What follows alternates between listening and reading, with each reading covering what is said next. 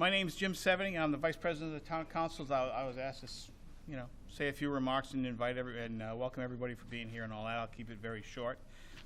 First, I'd just like to acknowledge my fellow council members that are in the room. Liz Pedro sitting back there, Dave Gleason right behind her. Did anybody else sneak in? Representative Dan Riley, I saw him. Dan, say hi. Anybody else? Did I miss anyone? Okay. This really got started. I mean, like I said, you might think, geez, we could have thought of this a long time ago.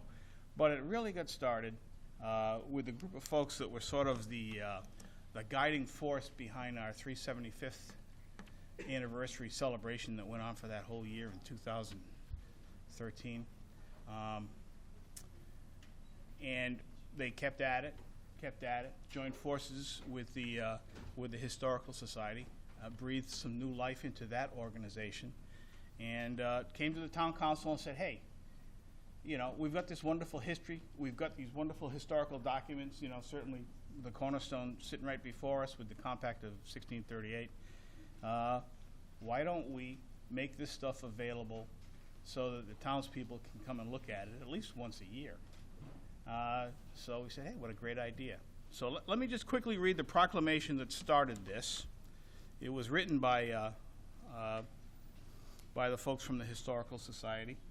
And we did this December 14th of 2015. Town of Portsmouth proclamation establishing an annual Portsmouth Founders Day. Whereas the Portsmouth Compact of 1638 is the founding document of our town, and whereas this founding document is physically located in the Rhode Island State Archives in Providence and requires special handling and arrangements to be brought to Portsmouth, and whereas the Portsmouth Historical Society desires to sponsor an annual public showing of the compact in Portsmouth to remind Portsmouth residents of our long and proud history. Now therefore be it resolved that the Town Council hereby designates March 7th, the date of the signing of the compact in 1638, as our annual Portsmouth Founders Day, to include a public showing of the compact in Portsmouth on or near that date, with the assistance of the Town Clerk's office to arrange for transportation and temporary storage of the compact, and the support of the Portsmouth Historical Society in presenting this document to the public. This was approved by the Town Council, as I said, on December 14th, 2015, and it was signed by Keith Hamilton, our Town Council President. So let me just take a moment. I certainly want to thank Tracy Croce, our state archivist, for coming down with the document. I believe it came down in a police car, did it not? Yes, it did. Very good, very good. Okay. Well, that said, what I'd like to do now is, along with all the other festivities that took place in 2013 for our 375th anniversary celebration, we also anointed a town historian. Now, we've had people who have been very interested in history over the years, but this is the first time that I'm aware of that we actually officially asked someone to be and act as our town historian, and that fellow is Mr. Jim Garman. Jim, if you'd like to come up and take over, Jim will give us the real story on what happened.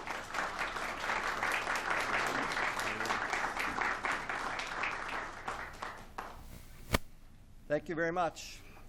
I'd like to welcome everyone here to this, we hope, the first of a series of Founders Days that we're going to have over the years. This is really a special treat to have this piece of paper sitting over here that was signed in March of 1638, 138 years before the Declaration of Independence. Pretty awesome. 378 years ago. I'd also like to thank a lot of friends of mine who helped arrange this with the Historical Society. As most of you know, as you're town residents, I think, for the most part, we did a block mailing to the town in December, and the results were pretty phenomenal. We had, in November, when I took over as president, we had just about 100 members of the Portsmouth Historical Society. We now have about 410, and thanks to you for joining. Thank you. And if you haven't joined, there's an envelope out there on the table. You can take one to become a member. What we're trying to do, if there are members here who have not submitted to us your email address, we really would appreciate having that. Because what we're doing is we're sending out a monthly newsletter of all the things we're doing, and we're doing a lot of things. And so we want to send that out, and by sending it by email is so much easier. The last time they were sent out, we sent out about 110 or so by snail mail. And so we really would like to have email addresses because the other 300 people got them by email, and that's so much easier, and for obvious reasons, it's so much cheaper. So if you could give us your email addresses, and we promise we won't do any advertising on it. It's just a matter of informing you about what we're doing. And again, we're doing a lot. We're here today to celebrate this document that sits over here next to me, and it's a very special document for us and for the history of this town. It's called the Portsmouth Compact. It wasn't called that in 1638 because the town's name wasn't Portsmouth, it was Pocasset. Pocasset was the Indian name for this area, and Pocasset included the northern part of Portsmouth and part of Tiverton across the river. However, what is a compact? First of all, a compact is a document which is, the term came along later during the Enlightenment when Jean-Jacques Rousseau talked about a contrat social, a social contract.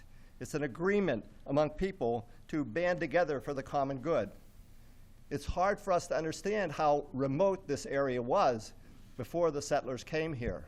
And they were afraid. They were afraid that people were going to scatter and they wouldn't be able to hold the organization together, the group together.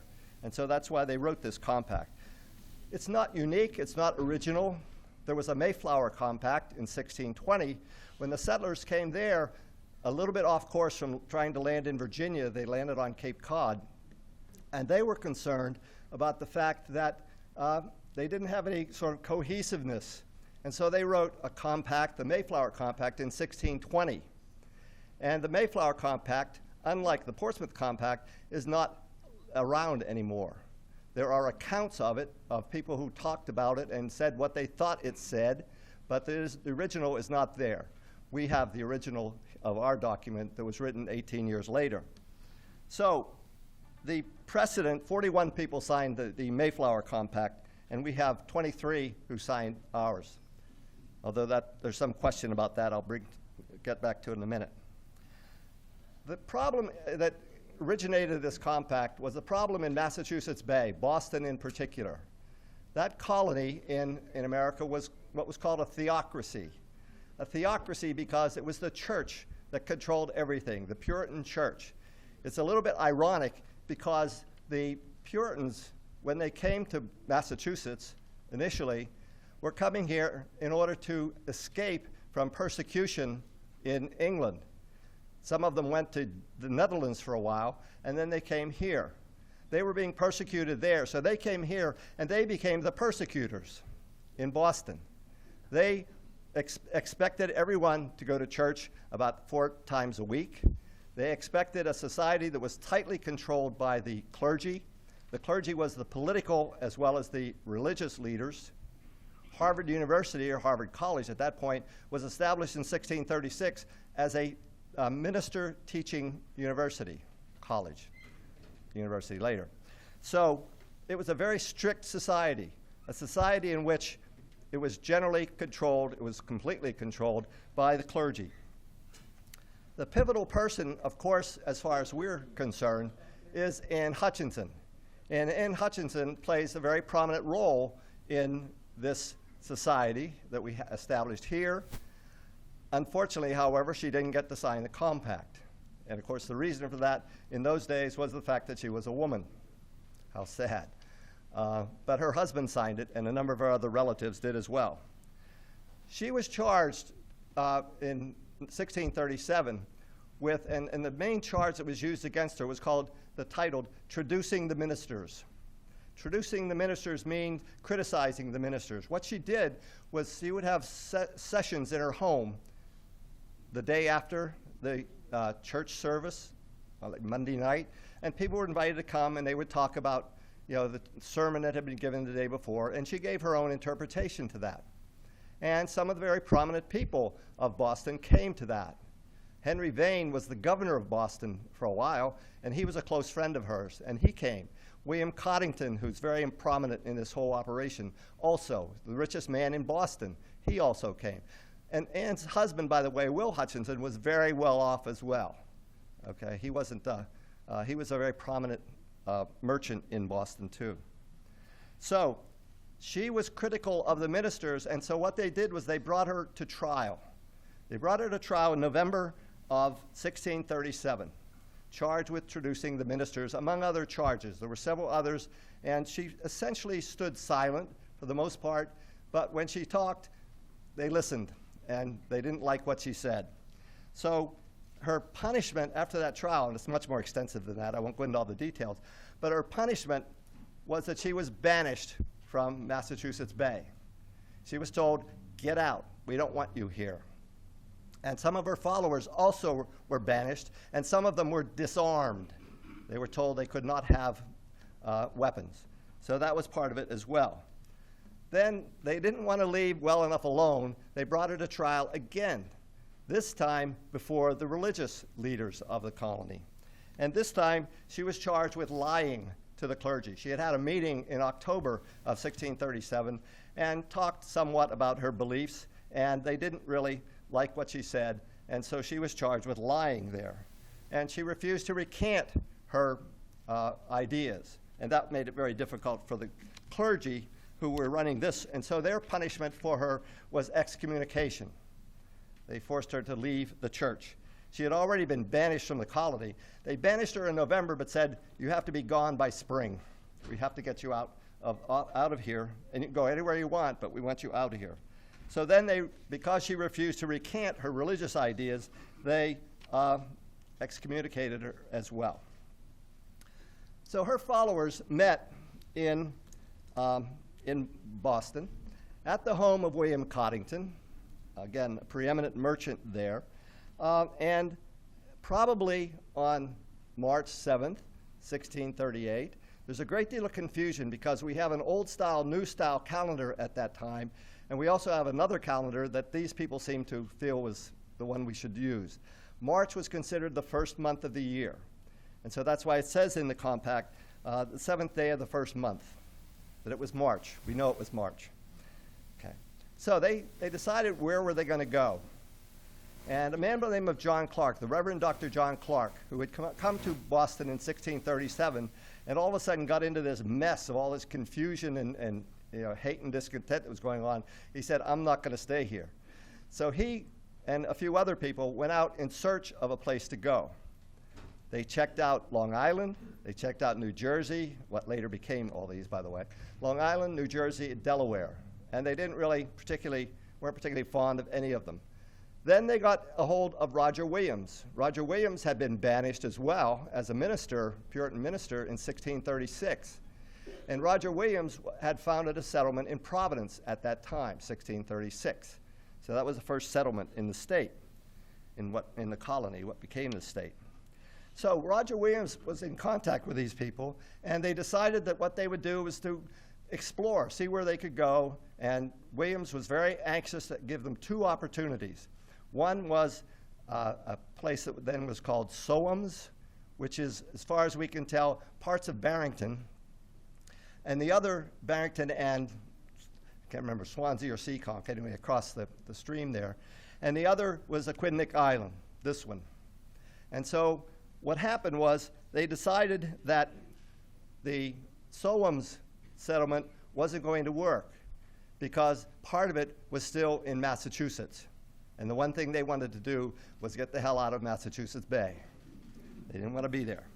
So they talked to Roger Williams. He got along very well with the Narragansett Indians, and Roger Williams brought some of them down to talk to the Indians, to talk over it in what is now Narragansett, Rhode Island, talk to them about the possibility of purchasing this island.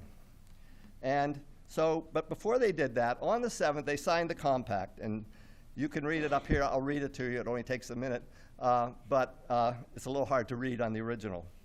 The 7th day of the first month, 1638, we whose names are underwritten do here solemnly in the presence of Jehovah incorporate ourselves into a body politique as he shall help, will submit our persons, lives, and estates unto our Lord Jesus Christ, King of kings, Lord of lords, and to all those perfect and most absolute laws of his, given in his holy word of truth, to be guided and judged thereby. One of the things that's interesting in that is there's no mention of a British monarch. Okay? Nothing, no political influence. This is an organization that's going to be created to be governed by God's laws. The concept, the phrase body politique is also in the Mayflower Compact. And what it is an organization where they banded together for their common good. And that's what it means.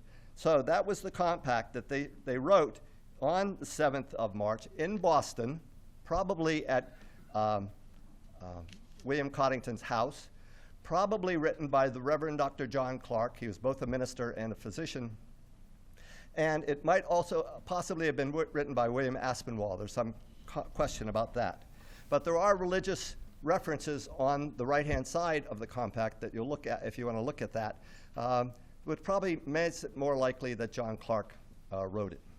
So the compact was written, and it was signed at that point by 23 people. 23 names are on the compact. Okay?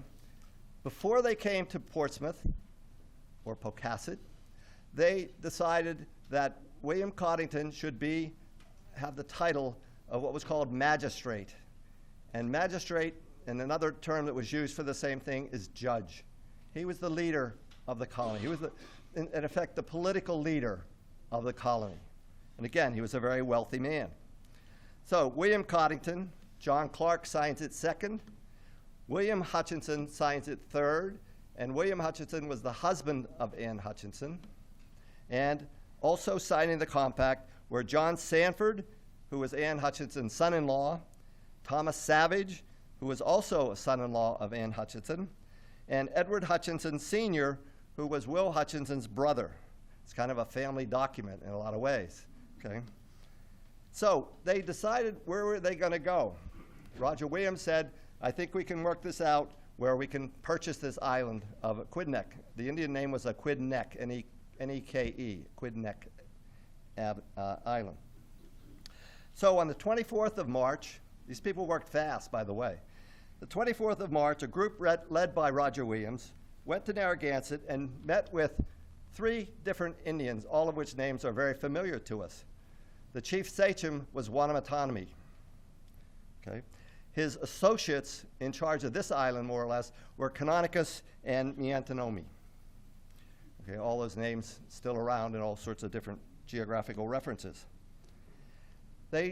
Roger Williams got along very well with the Narragansett Indians because he didn't impose on them. He didn't force them to move. He didn't, in later generations, and the term that was used then, the savages went on the warpath. Okay, in 1675, there was a major war fought around here, King Philip's War. And the town of settlement of Swansea was burned to the ground. And there was a big fight over in the great swamp in South Kingstown. Anyway, at this time, they were all got along pretty well. And so they decided what would be a good price. And the price that they settled on was 40 fathoms of white beads, 10 rakes, and 20 hoes, garden hoes. Okay?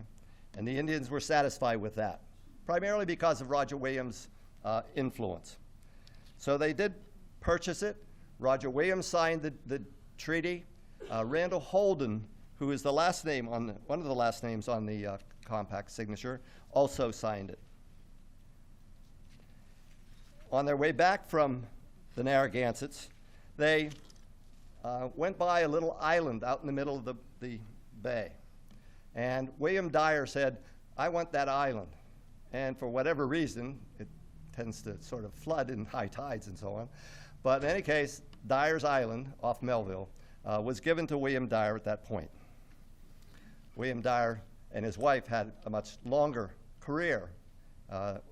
His wife was a very close friend of Anne Hutchinson, and because of her proselytizing, I guess is the right word, ultimately she was executed in Boston because she was recruiting for Quakers in Boston. So what they did, the settlement came.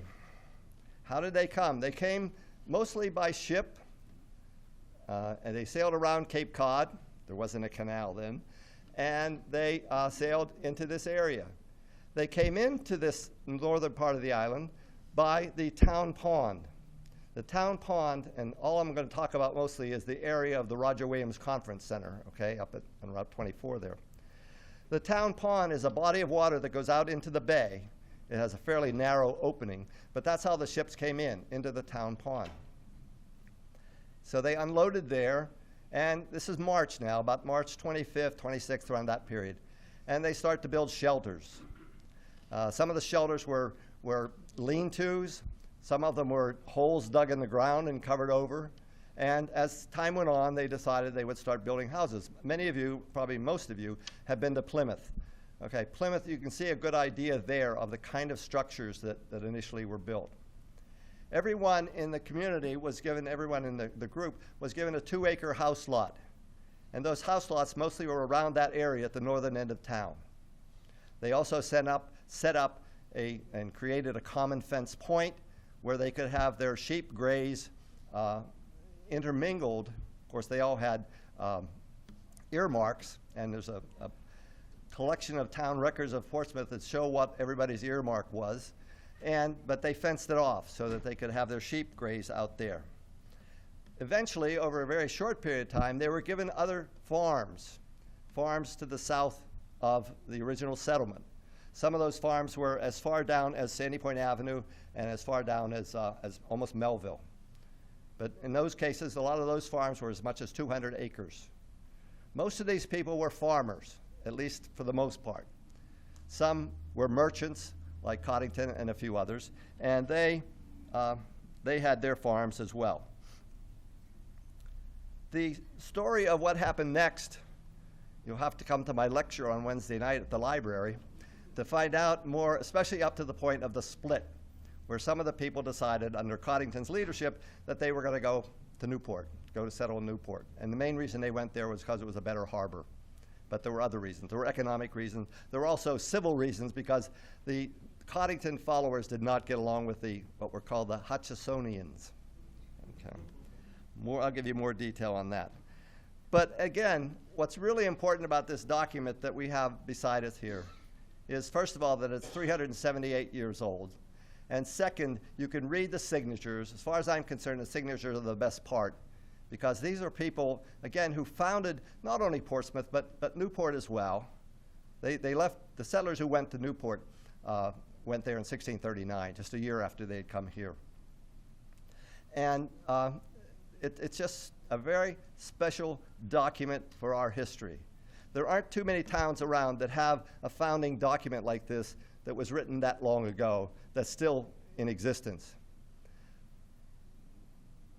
The compact itself, well, I'll tell you a little bit of a further story. One of the concepts that they had evolved right away was the idea of town meetings.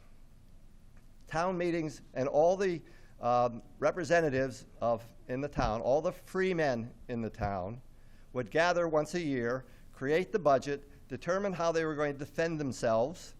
They had all kinds of possibilities that they feared, not only from the Indians, who, by the way, had agreed to leave the island in the first winter, but they also were worried about Massachusetts.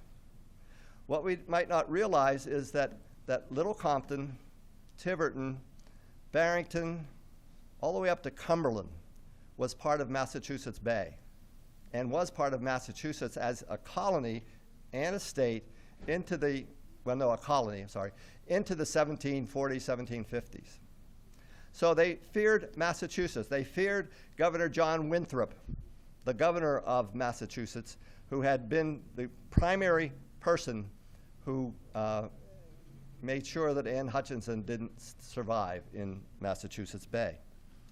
So they were concerned about being too close to Massachusetts, that they might be absorbed sometime.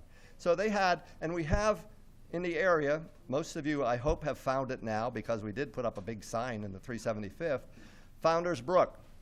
And Founders Brook is down right off Route 24, okay? And again, in the vicinity of the Roger Williams Conference Center, We used to say the Ramada Inn. And there's a big sign there that leads you to Founder's Brook, which makes it look like you're going into somebody's backyard.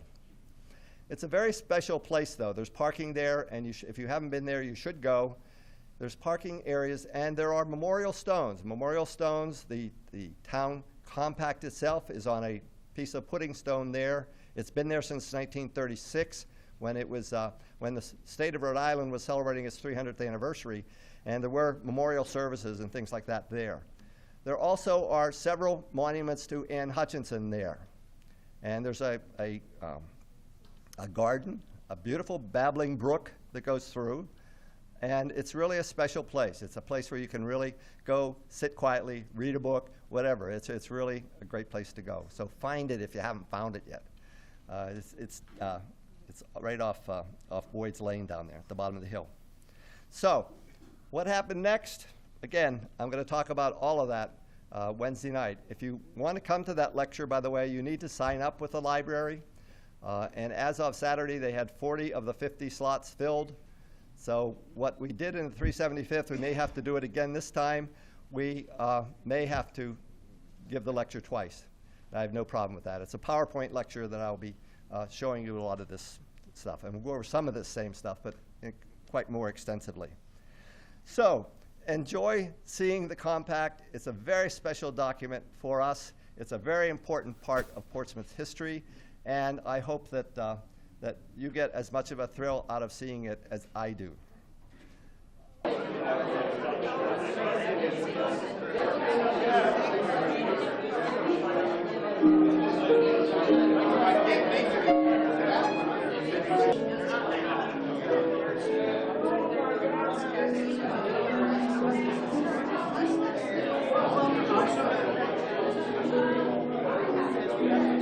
We're just in the middle of our first annual Founders Day. Yep. So, and what do you think? How do you think it's going so far? I think it went very well. I think we had a really full house, and people seemed really interested. Even people have been here before and seen it before. But yeah, I thought it went really well. Do you think that if we're successful in making the renovations we want down to the main building, at some point we'd be able to convince the state to host this display on our Founders Day down at our former church building? Sure, why not? The state has a preservation, the Historic Preservation Commission has a meeting every year in a different town. We did it in 1980 sometime at the Manor House, but this year it's in North Kingstown, and I'm giving a tour over there for part of that. So, but it's yeah, sure, we could do that. Yeah, well, so maybe we could take that on as a project to get the state to hold their meeting down here, and then in conjunction with that, have our Founders Day event. Yeah. As opposed to, I mean, it's perfectly fine here at Town Hall. Yeah. But it would be a lot nicer to have it down there. We get a lot more audience. Sure. No, it'd be great. Yeah, why not? Well, good. Well, thanks a lot. Okay. Okay. I'd like to ask you how you thought our first annual Founders Day went, and say a few words for Mr. Krupski. Sure, I'd be happy to. I think this whole thing from start to finish has been a dynamite activity. You know, it started in 2013 with that wonderful year-long celebration, and this is just a natural outgrowth of that outpouring of community spirit, acknowledgement of our history.